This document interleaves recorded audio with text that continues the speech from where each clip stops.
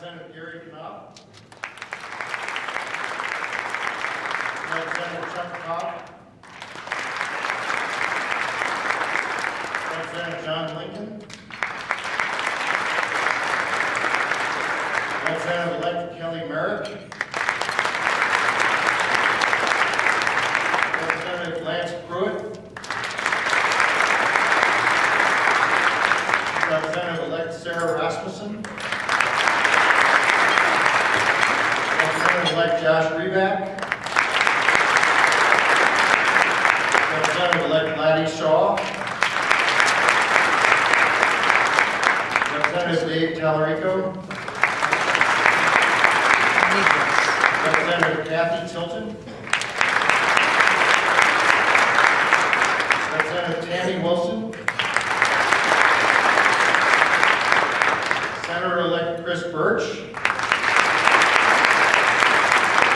Senator Kathy Giesel, Senator Shelley Hughes, Senator Natasha Von Amhoff, Senator David Wilson, Representative Aaron Tarr, Representative Sarah Vance, and Senator Leah Costello. I'd like to thank you all for being here today, and congratulations to those of you who've been elected or re-elected. And we're going to move on with the program. I'd like to introduce Dina Bishop. Again, the recent earthquake has caused a disruption in many of our lives over the past couple of weeks. We had a lot of broken dishes, but others are facing homes or businesses that require a lot of work, and schools in Anchorage that were closed for a time to allow inspectors to ensure our children to be safe. And we've asked Dr. Bishop to give us a brief update on the status of our schools. And Madam Superintendent, thank you very much. Thank you. As we said, I'm Dina Bishop, and I want to let you know that a little disruption is nothing new to a school district when you have 48,000 students. We do disruptions all the time. I want to say thank you, first and foremost, to our community. This wasn't done alone. This experience wasn't experienced alone. And our getting back on our feet and having all kids in school happened because of our community. And I want to share, we have 92 facilities that ASD runs, of course the city owns. And within those 92 facilities, we're responsible for 7.8 million square feet. We also have 4,000 teaching spaces. And I'm confident to let our community know their question of, is my child safe? Yes. We spent this week assessing all schools, both structurally as well as with water systems, gas systems, air quality, and the like. You see, the state actually has statutory requirements for children to be in a facility, and they worked. We did not have any deaths in our community. We did not have any major injuries. Our buildings stood. That standing, we did have some damage in schools that were built, generally the schools with the most damage were built around the 70s and 80s. And it wasn't necessarily the structural issues, it was the interior facade. So we had some beautiful buildings that were not earthquake sound. And we worked as a team to get those back together, and I'm going to start with just a welcome that we sent to our community and families on Sunday. It's in the back. Hopefully that video will work.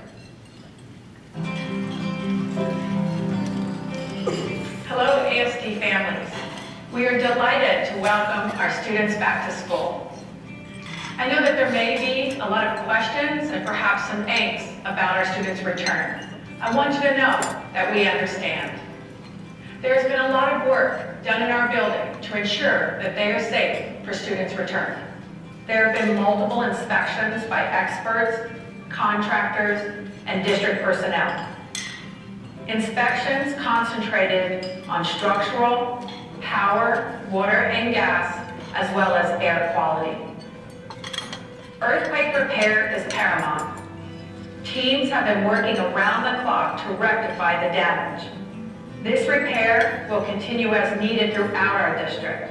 However, please know, when damage is extensive or structural strength compromised, we have made other arrangements for the continuation of school programs with relocation of students. Cleaning has been ongoing, from debris removal to surface and deep cleaning. There have been volunteers from around the municipality. People have been willing to pitch in and help make our sites the best they can be in preparation for our kids. I have been overwhelmed with the resilience of our students, staff, and community. The day of the quake highlighted the strength within us. Our students responded as they have been prepared to do, through education and practice drills. Our staff put students first to make sure all students were safe and accounted for. Our community has rallied around the situation with caring and support. Thank you. We are fortunate to live in this great state of Alaska, and I am thankful for my colleagues, our students, their families, and our entire community. Together, we made ASD the best district in this country. Thank you once again for your support in this road to recovery. Tomorrow is going to be a great day.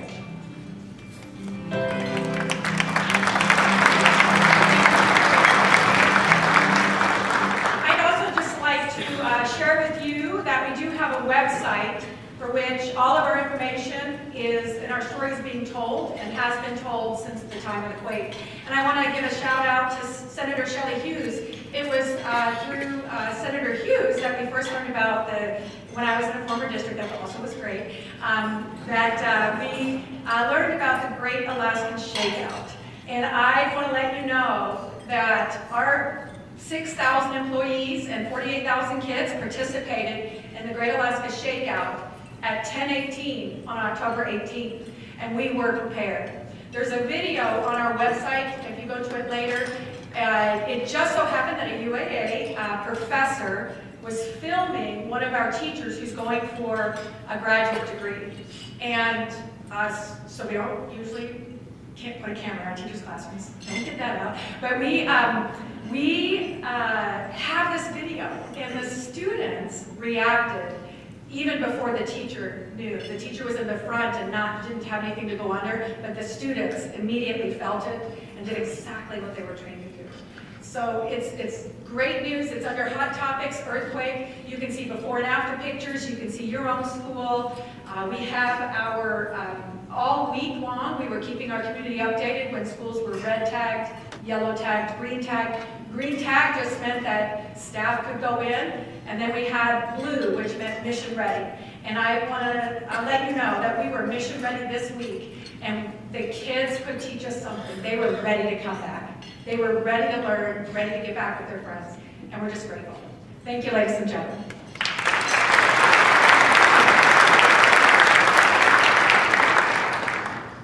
Thank you, Dr. Bishop. I mentioned the Commonwealth North Fiscal Study Group has gathered almost every Friday now for several years. And on your tables are copies of their most recent report. And Commonwealth North board members Eric Wolforth and Cheryl Frasca are co-chairs of this group. And Eric is now going to give us a quick update on the study group's efforts.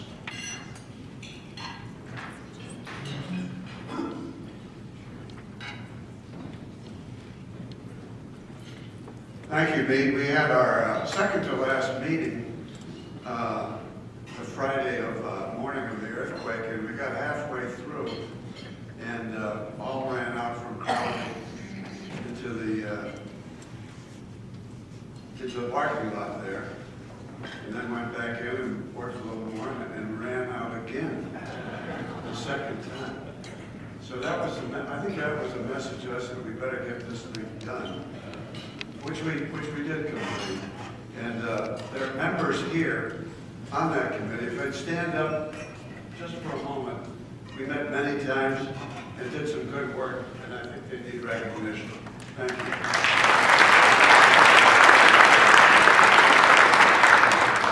It's a short report and it's in front of you. It has two headings, preface and recommendations.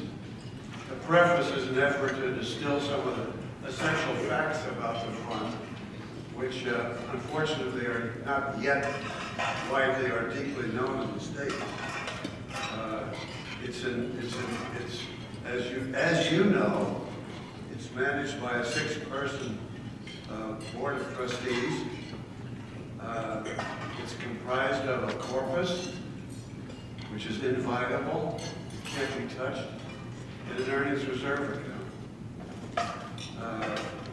The earnings reserve account is the money from which dividends come, according to a statutory formula. You know that.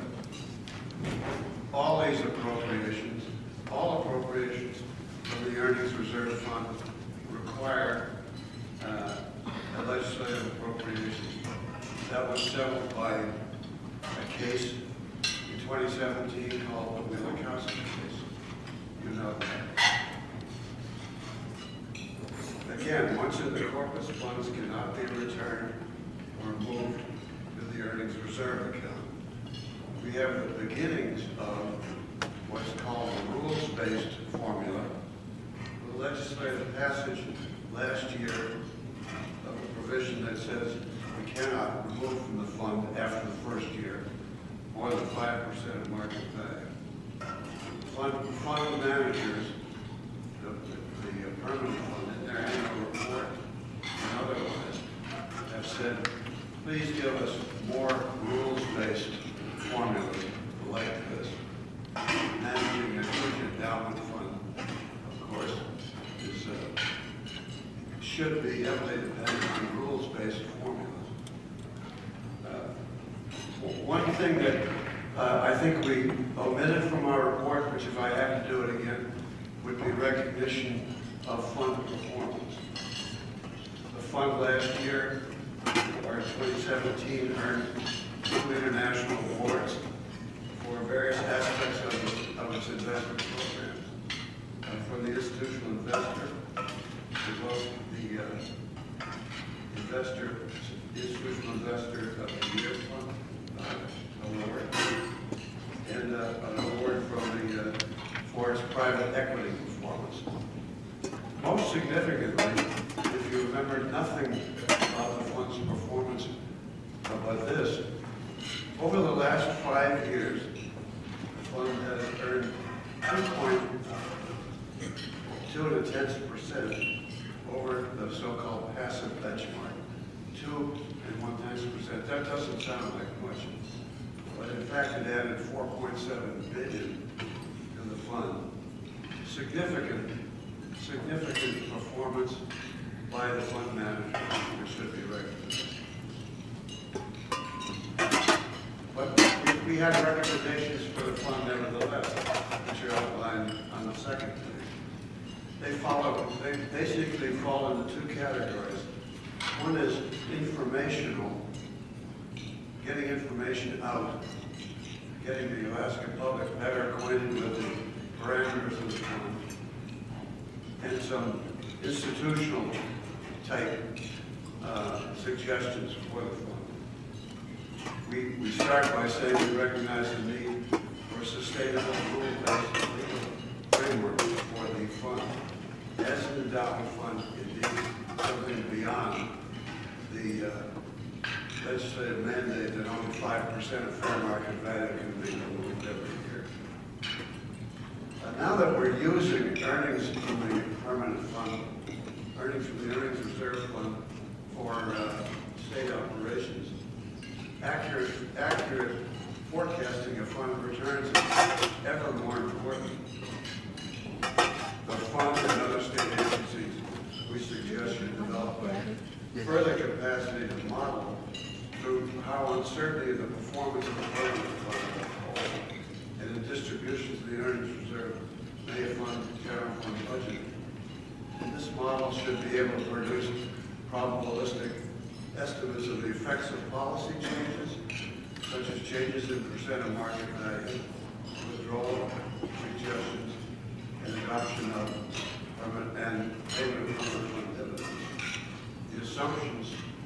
transparent so the public knows what is going into the forecasting program. There is, the committee feels, need for better, broader public participation in the process of determining the fiscal future of the state, which includes, so importantly, and predominantly the permanent fund. The models for this kind of citizen budget process were convened by Mayor Sullivan and have been convened by the Stanford Institute. A public process which includes, most importantly, education of the subject matter, thorough education of the subject matter of what's going to be considered before the group starts deliberations. We feel that a renewed public process of this type could help immeasurably in broadening public knowledge of the fund and participation in determining its future. We feel institutionally that the fund itself could intensify its public information program towards the end of the public information. It should start again publishing occasional trustee papers, and it should be a large opportunity to broadcast portions of meetings which have general public interest. Those meetings should include information to you and me, like presentations by internationally known financial experts, investor experts.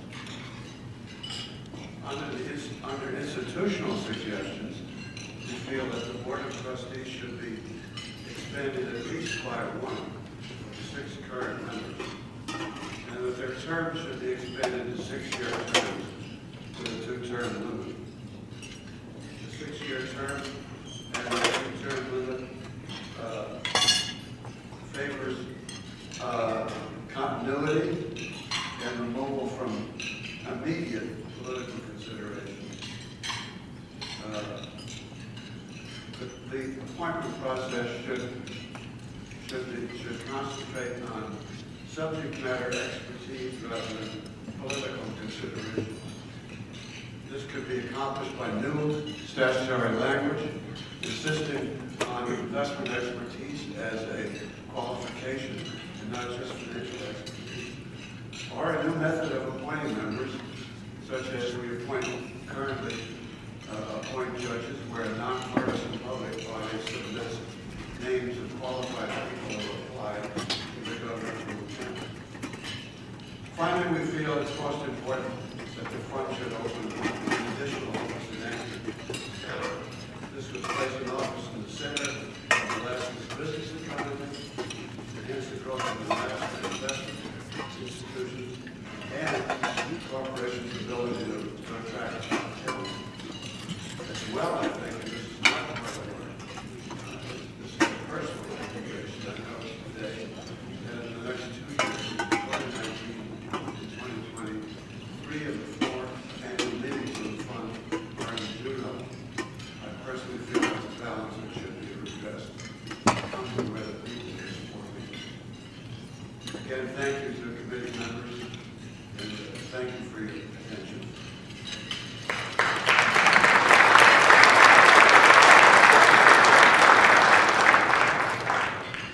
Thank you, Eric. And I think one of the highlights of the next year, the Permanent Fund is hosting leadership of all the global sovereign wealth funds in Juneau next summer.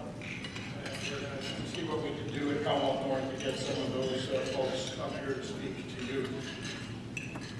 It's now my pleasure to introduce Kathy Giesel. Senator Kathy Giesel represents Alaskans in District 10. So this includes Northeast Anchorage, Stuckey Heights, Anchorage Hillside, Indian Bird Creek, Girdwood, and Portage. So I think of you as my legislator at the Bird meeting from time to time. A lifelong Alaskan born in territorial Fairbanks to a dad who was a World War II pilot and a mom who was one of the first women paralegals in Alaska. Senator Giesel grew up with the experiences of Alaska statehood, the 1964 Good Friday earthquake, the Chena River flood in 1967, and the transformation of our state with the construction of the TAPS pipeline. She was among the first class of U.S. Senate interns for the late Senator Ted Stevens. She was first elected to the Senate in 2010, and her district has had diverse communities, including Eagle River, Hope, Seward, Moose Pass, Cooper Landing, Sterling, and McKissick, as boundaries have changed.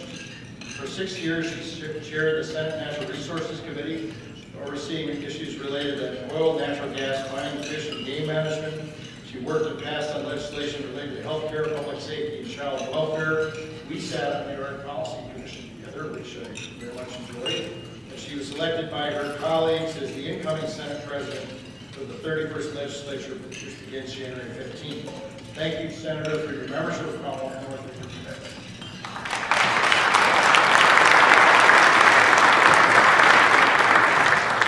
Well, thank you, Mead, and thank you, Commonwealth North, for putting on this luncheon. This is always a great event.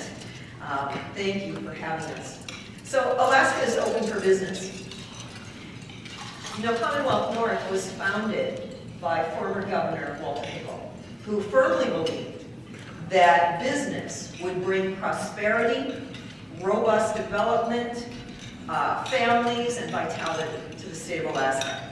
Our new governor is following in that same vein. Governor Dunleavy has announced that Alaska is open for business.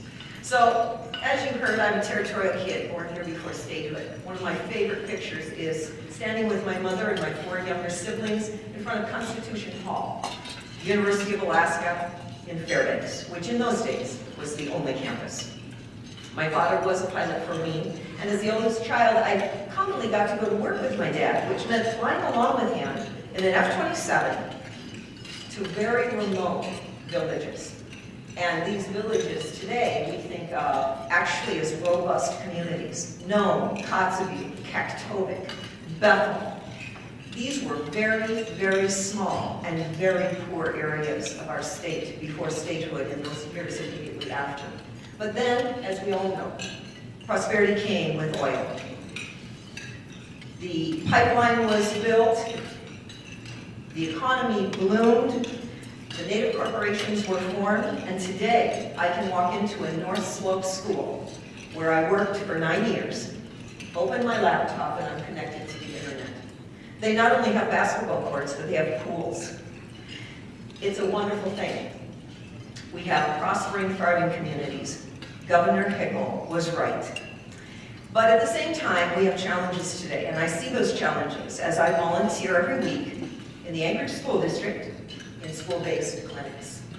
So these are great life experiences that inform me as I go forward as a senator. And my membership in this organization has also been highly informative. More than 10 years ago, I participated in the healthcare working group. Very great group. Later, the energy policy group, and most recently, the fiscal policy group. Eric did a great job presenting the work of that committee. I enjoyed being part of that. So, you know, as citizens look at the legislature, the House and the Senate are very different. The House is often referred to as the People's House. They have short terms of tenure, 2 years. Every 2 years they're up for election. And they reflect the most urgent and pressing issues before the people of their district. So when you look at the House, you see that reflected. There's a very great diversity of opinion, and as we're seeing the last 2 years and even this year, the divide can be very, it can be almost an equal divide, which creates challenges. The Senate, on the other hand, was actually designed to have longer-term views. We have 4-year terms. We are intended to have more deliberative discussions and slower movement on policy because we've considered them, hopefully, appropriately. Typically, we're an older body and most commonly have more experience. But there's tension between these two bodies. And as we look at Congress, citizens also see this and reflect frustration about this. But this tension is actually a good thing. You want the differing opinions and the robust debate. But relationships also matter significantly. We all come from different places, but we need to be able to work together. I am characterized often as being very partisan, which I'll own that. I am, but I will also tell you that I have very much enjoyed working with Representative Duritar, who is here today. We have worked together on oil tax policy issues. I've very much enjoyed it, and she is working hard on getting those rate kits that have been set aside. She's working hard to get those actually tested and the data available. She's doing great work. I found commonality with Representative Ivy Swanholz on healthcare issues, and she and I passed several policy issues that I could not have done alone. I joined with Representative David Guttenberg, Fairbanks. We passed one small measure to help begin to address the high cost of pharmaceuticals in our state. And Senator Betty Davis helped me pass my very first bill on the Senate floor when I was a freshman senator and in the minority. We had a common goal, and she assisted me, and because of her gravitas, her prestige, that bill passed. So it is important that we have our views and we hold them strongly. At the same time, we look for commonality that is party blind, is philosophically aligned, but maybe we don't agree on everything. So there is controversy at times, but that's a good thing. My goal going forward with the Senate is that we find agreement with our House counterparts so that we can move forward. So the Senate has a tradition, but actually it's not that long-standing that I'm aware of, but for about the last 10 years, of actually going into a session, a legislature with goals in mind. I'm a firm believer that if you aim at nothing, you'll hit it every time. So we have some goals, we have some targets we're aiming for. The first one relates to passing a reasonable budget. This is the only constitutionally required task of the legislature, as most of you know. So what is a reasonable budget? Well, that's where the discussion comes in. But that's okay, we want that discussion. And to further that discussion, the Senate is doing something different this year. My leadership team and I agreed that we would expand the finance table in the Senate. So instead of the 7 members, we are going to have 9 members. The Senate Finance Committee was actually 9 members until 2005, when it was contracted down to the 7 members. With 9 members, we now have people sitting at the table from Sitka to Nome, Fairbanks to the Kenai, Anchorage and the Mat-Su to Bethel. All corners of the state represented at our finance table. That is a good thing. More people with hands on the budget, with input, and with knowledge of how that budget is formulated. That knowledge, then, I am going to strongly stress to my colleagues, needs to be passed on to citizens, so that citizens understand much more about what makes up our budget, why it looks the way it does, and how we got there. The second goal of the Senate is to continue to look at the percent of market value, the permanent fund, and the dividend. I really appreciate the document that Eric has put on your tables. He went through the 6 bullet points that the fiscal working group has put together. The ones that I particularly enjoy are number 3, broader, better informed public participation in the process, and number 4, broaden and intensify the public information program. Absolutely. If I were to walk out on the street here in Anchorage today and ask any citizen, what do you think about the way the state manages our fish resources? I would get an earful. What do you think about the way the state manages our lands? I would get an earful. But if you ask them, what do you think about the way the Permanent Fund Corporation is investing the money? I would bet you that I would get a blank stare from a vast majority of our citizens. They know what the dividend is, but not how it's derived. We need to change that, and I appeal to you to help us do that. The third goal, crime. Now, as I say that word, I can see thought bubbles above most of your heads as you're thinking about how crime has affected you personally other members of your family, or your friends. It's been widespread. It is a complex topic that has been whittled down to a talking point that actually is not helpful to the process. And that talking point is Senate Bill 91. I agree that Senate Bill 91 went way too far.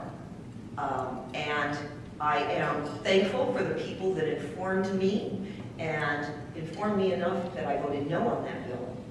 The fact of the matter is that public safety is the core responsibility of government to protect your liberty and your personal property. We have to get this right. We have made corrections and adjusted the changes that were made in Senate Bill 91, but there's still more we can do. We recognize that this complex subject is also fed by the increased presence of gangs in the state of Alaska. As we reduced penalties, it became a welcome mat for lower 48 gangs to come to Alaska, who may have been here before in small numbers but have increased. It is my personal belief that marijuana commercialization has fed some of this problem. Marijuana commercialization, in other words, recreational use, selling on the street corners, was supposed to reduce the illicit drugs trafficking in our state. It hasn't. I got news for you. It hasn't. It's gotten worse. That is an aspect of this. And the Marijuana Control Board is actually considering now regulations that would allow on-site consumption. What will that do to our impaired driving? It's a problem. I believe that adverse childhood experiences has also added to the crime issue. So what is this? This is a fancy term now for kids who are living in really difficult situations.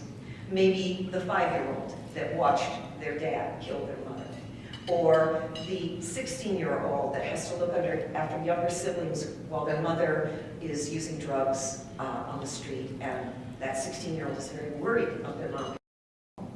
This is a difficult subject for me, because as I work in middle schools in the Anchorage School District, these are the stories I hear from middle school students. This adds to creating an atmosphere that makes crime appealing. Then, of course, speaking of education, reading. We're dead last in 4th grade reading competency. And I want to give a shout out and kudos to Representative Drummond, who has led a reading task force this last period of months that has really honed in on how to more effectively teach reading. And I'm looking to her to bring forth some pretty robust legislation about how we can improve reading. When kids can't read, they feel like a failure in school. And these are the kids that drop out of our education system, have no ability then to earn a living because they can't read, they feel like failures, and they turn to crime. This is added to our crime problem. And lastly, we were in a recession. When recessions happen, crime increases. So it is a complex issue. Don't be misled in thinking that laws, simply tightening laws, are going to reduce crime. If laws prevented crime, murder would have stopped on the day God handed Moses the 10 Commandments. Laws simply identify what we, as a society, identify as unacceptable behavior and how we want to punish it. So those are the things we're working on related to crime, is adjusting the laxity that was promoted through a previous bill. The fourth goal that we have is communication, and it fits right in with what Eric put forth related to the permanent fund corporation. We need to communicate better with our constituents. That bumper stickers don't drive their opinion of what's happening, that we're actually providing them with information. So we're going to be looking at much better ways to do that. We're going to have a lot of new faces. We have a lot of new faces coming into the House. We have several coming into the Senate from the House. Welcome to Representative Birch, Representative Reinbold will be joining us, and that's great. All that is good. And we need to bring these new folks in. We need to hear their voices in terms of better ways to do things. like expanding the Senate Finance table. The Senate itself is very diverse. I took a look at it, and you know, I kind of break our membership down. There are 20 senators. 5 of the senators combined hold 96 years of experience in the legislature. 5 senators. I call these our elders. I don't know if they like that or not. Then we have the middle-age group. So these are those of us, there's 6 of us actually, that have anywhere from 6 to 10 years of experience in the legislature. So we're kind of middle, you know. Senator Costello over here is one of my middle-agers with me. But 9 of the senators have 0 to 4 years of experience. So we've got some new members also, to some degree coming over from the House. So the Senate is a different body. As I said, we conduct ourselves a little bit differently. But we've got some new folks too. New ideas are good. So that's what I am welcoming, a new way of doing things, and really hearing from all members, getting everyone involved, and making sure we communicate with our constituents. Certainly beyond those 4 goals that I've enumerated, the budget, the permanent fund, communication and crime, we're talking also about education and healthcare. Now those both tie into those other 4 subjects that we brought up. We've got a great team going forward. Senator Costello over here is our majority leader. Senator John Coghill, he's one of our elders who's been there a very long time. He is our rules chair, and we have a great co-chair team on finance, Senator Stedman and Senator Von Imhoff. So I'm looking forward to a very positive year going forward. Thank you, Commonwealth North, for the really hard questions that you ask us at these tables when we have these meetings. And please continue to send information forward to us. Thanks so much.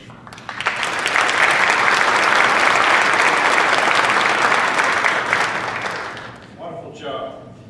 Now, it would be easy to just kind of skip the House right now because the leadership is not fully in place. But what I'm going to do is I'm going to ask both Representative Tallarico to speak as well as Garen Farr. Garen, why don't you come up and sit here while Dave speaks, and let me introduce you both. And as Garen's coming up, I just wanted to mention we're joined today by our new Chancellor at the University of Alaska, Anchorage. Could you please stand?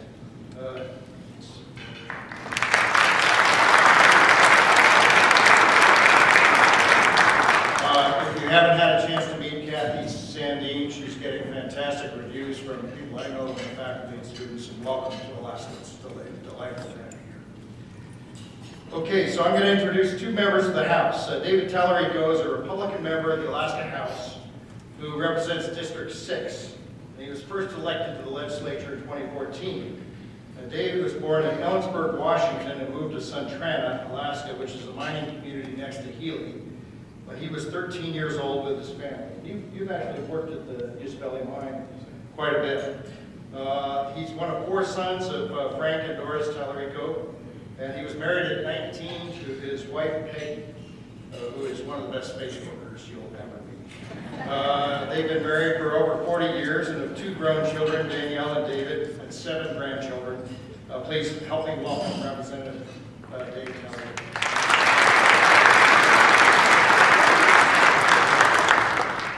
Thank you so much, and I appreciate being here, and I will confess that I've been invited to each and every one of these 5 years in a row, and this is my first time here. I can see the disappointment on your faces. And I know she doesn't like to do this, but Peggy, could you raise your hand? This is my wife, Peggy. I will get a little personal here. I'm who I am and where I'm at because I was blessed to have been given her as a spouse. I don't think my life would have been what it has been. It's been a wonderful, blessed life because of her. And I don't mind saying that from all of these people. Thank you so much. Love you to the moon and back. So,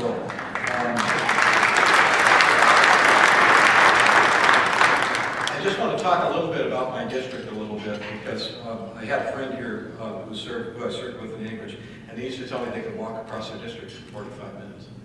Now, I know you folks are familiar with the geography in Alaska, so if you know where Northway is, and you know where Central and Circle are over on the Canadian border, and Arctic Village up in the Brooks Range, and Tanana out on the Yukon River, those are all in my district, in District 6. District 6 is about the size of West Virginia, but I'm always really quick to tell everybody it's the best district in the state. We have power production, we mine there, we have military installations there, we have a lot of folks that live on subsistence. So quite honestly, we're incredibly diverse, and we have incredibly independent, self-sustaining residents in District 6. It's a remarkable place. So that's my advertisement for District 6. We'd like you all to visit this coming summer when you get an opportunity. That would be great. So this morning, I would like to tell you that I had a great set of notes. I left them on my kitchen table. I was going to run and get them this morning, but those are 256 miles away. So fortunately, I have a 16-year-old granddaughter who really taught me how to use my iPhone the last couple of years, and I do have a couple of things scratched out for us. But quite seriously, we do have some things in Alaska. I love Alaska. Alaska has been so good to me my entire life. I'm never going to leave. I love it here. It's my home. And we've had some challenges, and one of the big ones that I think that's coming up, and I think it's been really made aware by the incoming administration. Senator Diesel also talked about it and a big concern, something we need to look into is public safety. We all know what those are, and it's impacted everywhere. Sometimes we read in the media and the newspapers where we think it's worse in one particular area or worse in another area, and I'm here to tell you, and I'm certainly not proud of it, we've got public safety issues throughout the state. It impacts us in the smaller communities, it certainly hits us in our larger communities as well. So as we look forward, I think one of those things that we'll prioritize, or at least I hope that we all prioritize and we can agree on, is to really work on our public safety. That's incredibly important. It impacts everyone from toddlers to our senior citizens. And no one is immune to the impacts of when things go bad in crime. And so many of the stories are heartbreaking, I won't get into it, but we really do need to focus on that. Certainly, that's going to be very important to us. You know, another thing that we deal with in the interior, and we're always looking at, and in particularly in my communities, and I'm going to talk about my communities a little bit, one of the things we need to do to keep advancing our cause in Alaska and make it better for our young people to stay and have opportunities is looking into affordable energy. And there are a lot of areas in the state where we don't have affordable energy, and that is a real driver, not just for residents, but for people to be an entrepreneur, to invest in a business, you know, and to build things. Affordable energy is very critical. There are a lot of good ideas out there, and I'm looking forward to hearing more of those, but affordable energy, I think, is crucial to us throughout the state.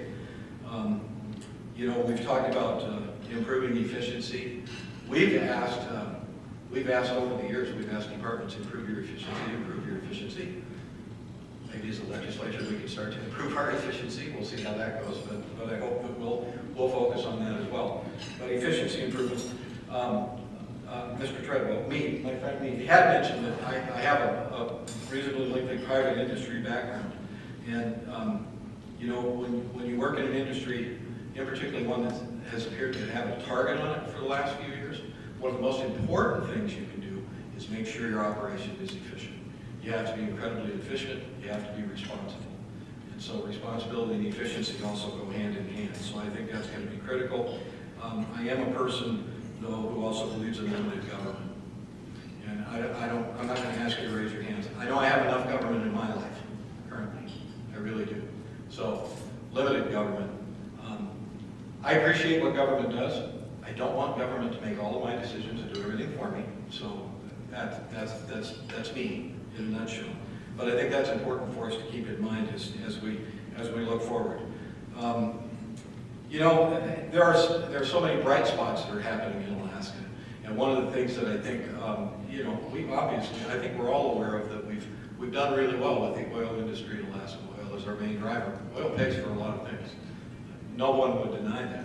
And I think some of the positive things that we've seen recently aren't only some new discoveries, but one of the things I've kind of studied a little bit and everything is some recent developments in technology and just kind of a hard-nosed attitude towards doing things has given us somewhat of a renaissance approach to our legacy fields, which has helped with our production numbers.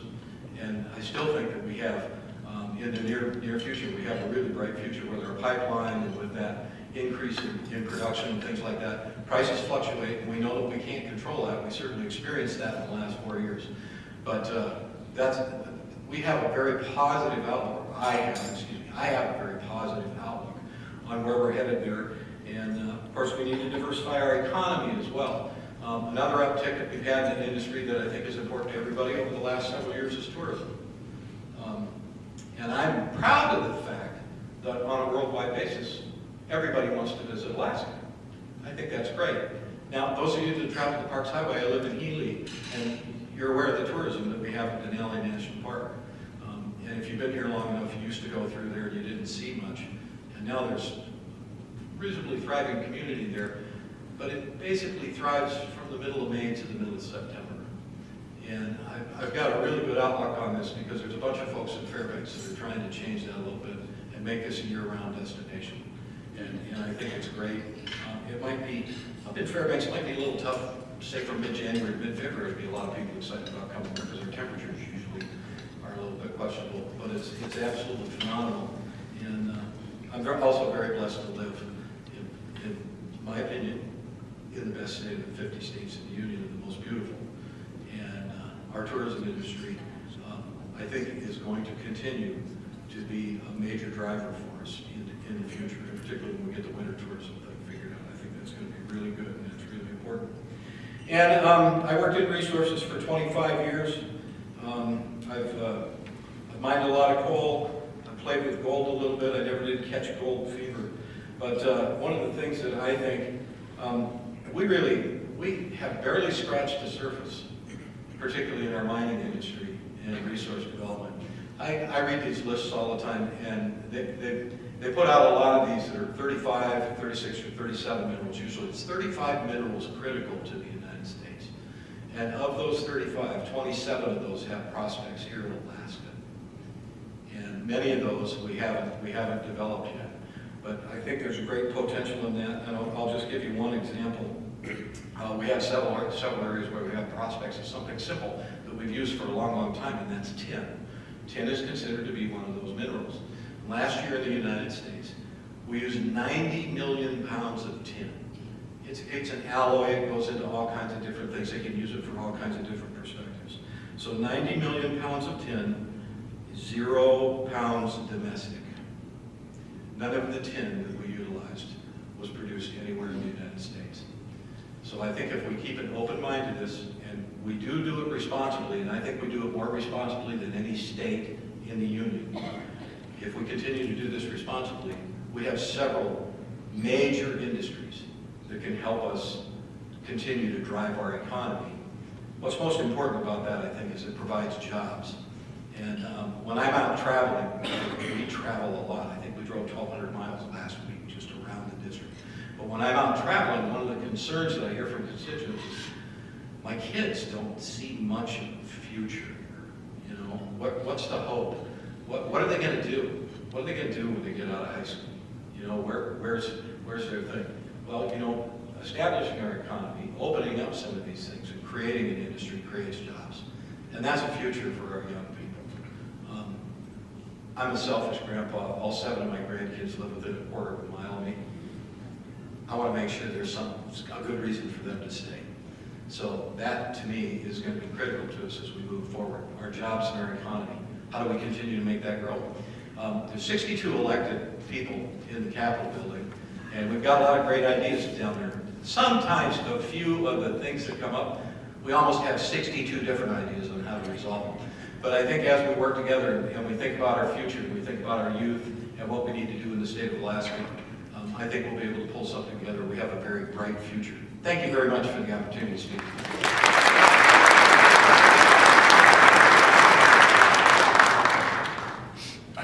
Thank you, Dave. And, Senator Diesel mentioned Governor Hickle was the founder of Commonwealth North. His co-founder was Bill Egan, who was the state's first governor and a Democrat. Commonwealth North has always been a bipartisan organization. We believe that Alaskans have to come together.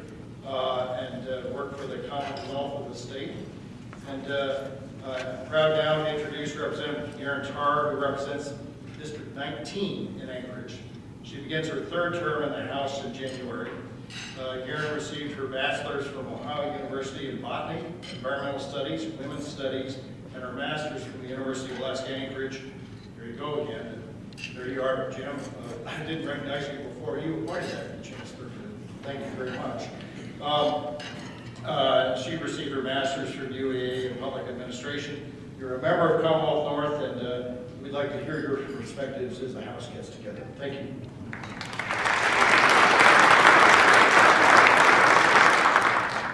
Well, thank you so much to Commonwealth North for the generous invite to say a few words. I'm not going to take too long as a late addition to the program, but do really appreciate the opportunity. I know Speaker Edgman wishes he could be here to join all of us today. I think this is my 5th or 6th of these luncheons, so I do really appreciate the opportunity and the conversations that take place at the table once we get to get into that discussion. I want to echo the comments and just thank Senator Giesel and Representative Tellerico for the generous comments. We have all worked together on a number of issues, from oil and gas taxes to agriculture development, economic development. We even visited Representative Tellerico's neck of the woods this summer with our food security subcommittee of the Resources Committee. So we do work together quite a lot, and I think if there was one message I would want to send to the business community is that we are deeply committed to working together going forward. We don't know exactly what that's going to look like today, and that's okay. That's forcing a lot of conversations, I think, that can be very positive.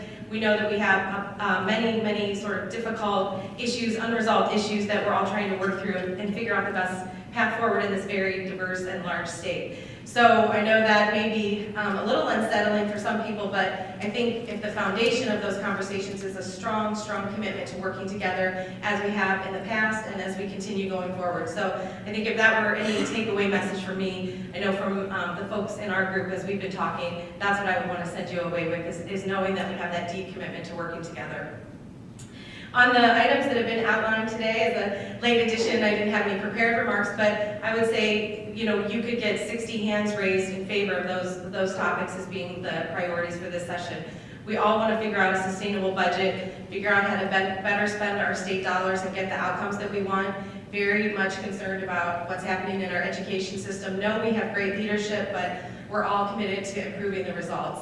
That's got to be at the top of the list, and that's a huge part of the budget's conversation. On the POMB, of course, that's a very diverse topic, as you have read the paper and heard from your own legislators and have seen the things happening throughout the campaign. So, we got to keep pushing on that and really appreciate the recommendations given today.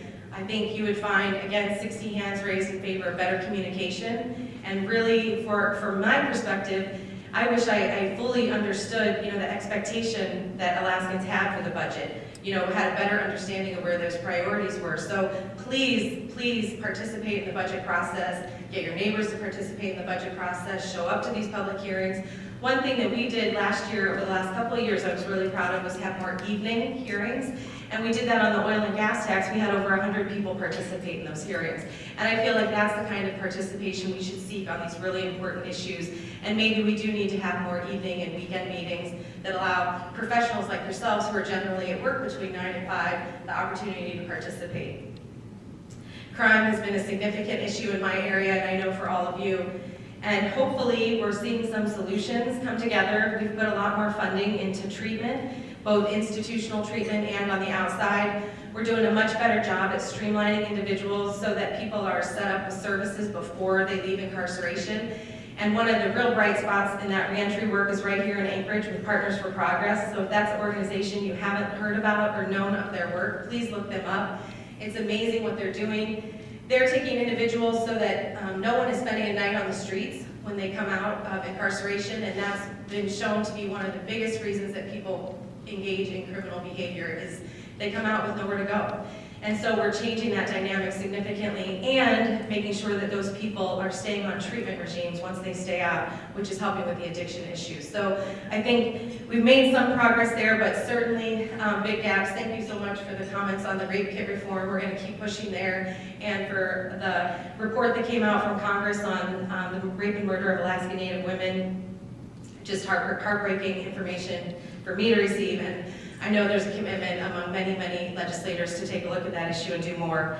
And then again, on that communication, please engage with us.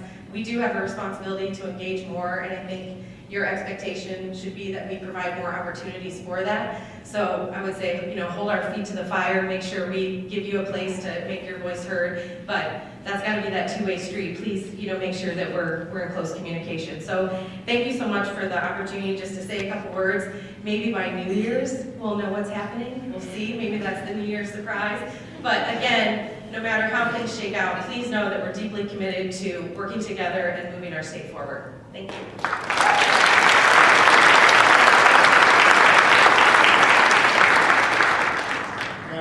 Commonwealth programs usually try to end around 1. This one will go on for 3 sessions of 10 minutes each at tables with your legislators. So I'm going to ask our head table guests to move down to their seats in the audience.